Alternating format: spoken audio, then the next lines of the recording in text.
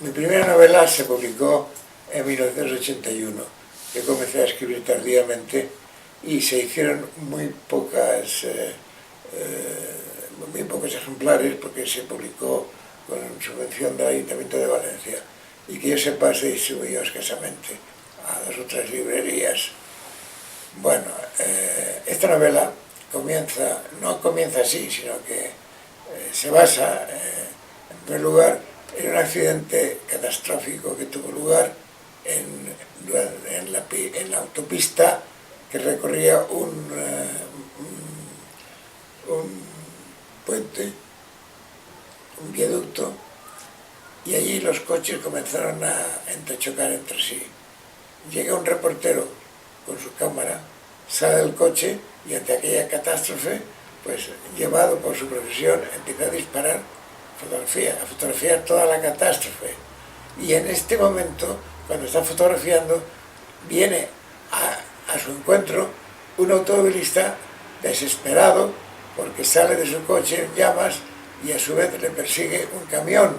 Entonces está tan aterrorizado que se dirige al reportero, que está un poco fuera de la zona del accidente, esperando un socorro de él, pero cuando ve la cámara que está haciendo fotografías, no a él, sino a la catástrofe, que tiene un sentimiento de confusión y cree que en lugar del socorro, el reportero le va a sacar unas fotografías de su pánico. Entonces siente como una especie de desesperación humana y se arroja por el viaducto. Como se arrojaron muchos ardiendo, saliendo de los coches ardiendo, se arrojaron al río, ¿no? Bueno, entonces es condenado por los tribunales por un delito de omisión de socorro y de homicidio involuntario.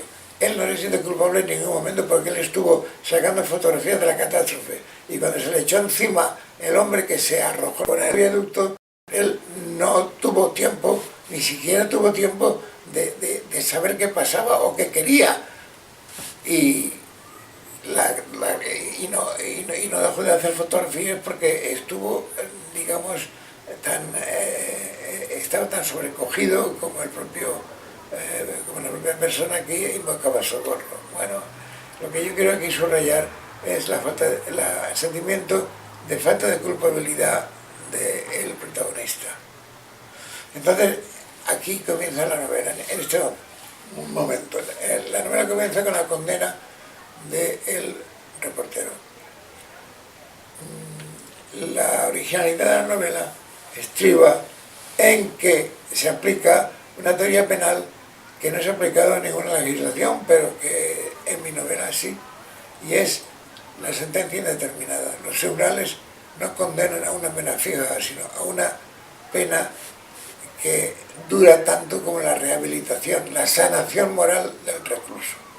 Para eso los reclusos están confinados en unas comunidades herméticas, completamente aisladas del exterior y libres dentro de esta comunidad. De modo que entre sí, reclusos y reclusas pueden hacer lo que les dé la gana y son observados por los psicoterapeutas a ver cómo se relacionan unos con otros, porque se da la posibilidad de que ellos formen partidos políticos para votar a los candidatos que según ellos están ya rehabilitados y deben salir. Esto de una parte. Y de otra parte hay una psicoterapia de tipo individual que realizan los psicoterapeutas a cada recluso y al resultado de estas psicoterapias los psicoterapeutas llegan a la conclusión de quién está o no está en condiciones de ser liberado. La liberación se efectúa pues con los reclusos presentados por las autoridades del instituto y por los propios reclusos, que tienen la posibilidad de presentar, según ellos, a los que creen ya rehabilitados. Y se realiza mediante unas representaciones escénicas que se basan en el psicodrama de José Luis Moreno, que conocen todos los psicoanalistas. Esto es el análisis general de la novela.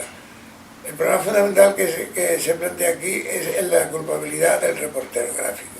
El reportero gráfico no tiene sentimiento de culpa de ninguna manera, porque él estaba fotografiando la catástrofe.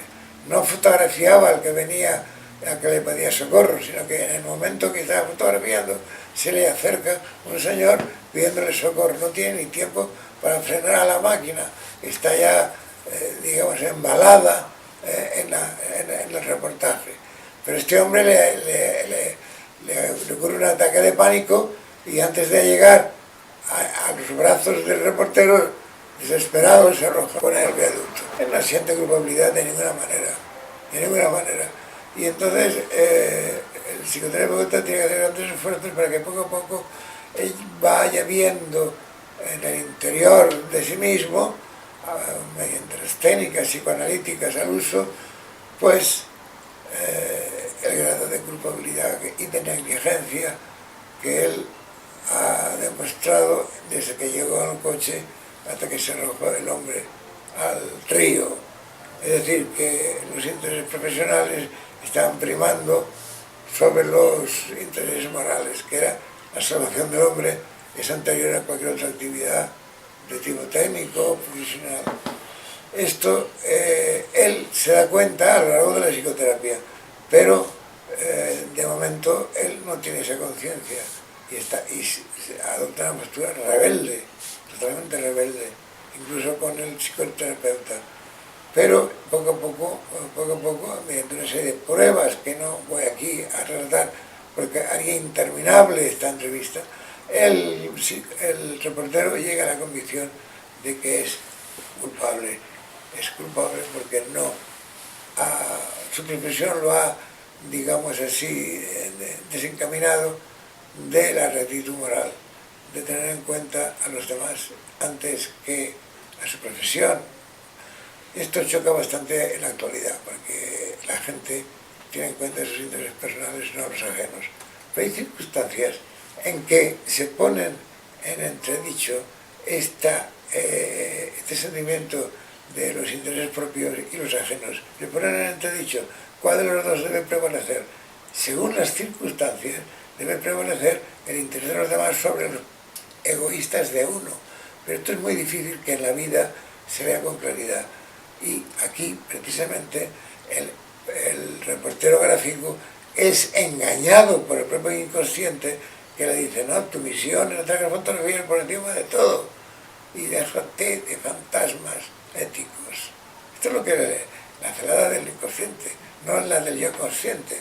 El yo consciente está invadido por su propio inconsciente, acostumbrado a sacar fotografías una tras otra y que no se va a detener en consideraciones morales en esos segundos en que el aterrorizado automovilista acude a la salvación del reportero. Llega un momento que el recluso reportero ya toma conciencia de su culpabilidad y entonces las autoridades del instituto lo proclaman candidato para que realice ante el jurado, un jurado especial extraño al instituto, realice las pruebas correspondientes para que el jurado vea que el comportamiento de él es evidentemente el de un hombre sanado moralmente. Es liberado del instituto y al salir del instituto con una sanación moral, es decir, con un sentido de la ética muy vertebrado, entonces se enfrenta con el mundo. Y el mundo sigue con la crueldad de siempre, con la inautenticidad, con la falsedad, con el egoísmo. Entonces él experimenta un choque fantástico, porque él sale sano y se encuentra con un mundo enfermo, con hombres enfermos, que sin embargo están libres y no están encerrados, no han estado encerrados como él, y sin embargo a él lo consideran un expresidiario, y sin embargo los demás que deberían estar en la prisión están en el mundo dirigiéndolo.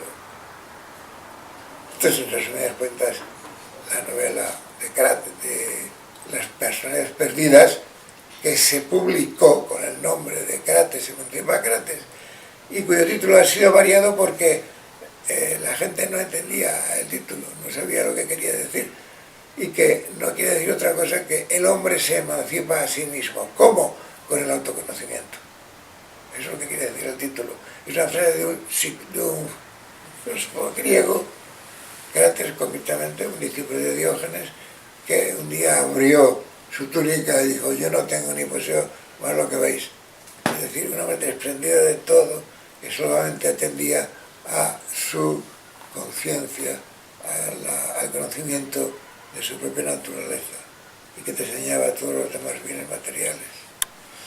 Concretamente ayer, 5 de diciembre de 2012, ocurrió un accidente, si no igual, análogo al que sucede en mi novela en 1981, y es que se cae una persona en el metro a la vía, se crea un tumulto, y entonces un fotógrafo que está allí, otro reportero como el de mi novela, empieza a sacar fotografías de la situación, y entonces, en definitiva, le atropella el metro al hombre caído en la vía, no logran sacarlo, y atribuyen de todo lo que están allí la responsabilidad al reportero, porque sacaba fotografías, diciendo que el interés profesional está por debajo del interés humano.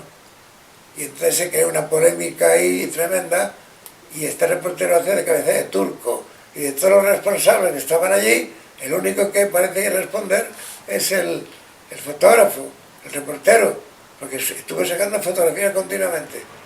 Es algo muy parecido a lo que acabo de decir, y esto acaba de suceder en los Estados Unidos el 5 de diciembre de 2012, y con esto se armaba una gran polémica.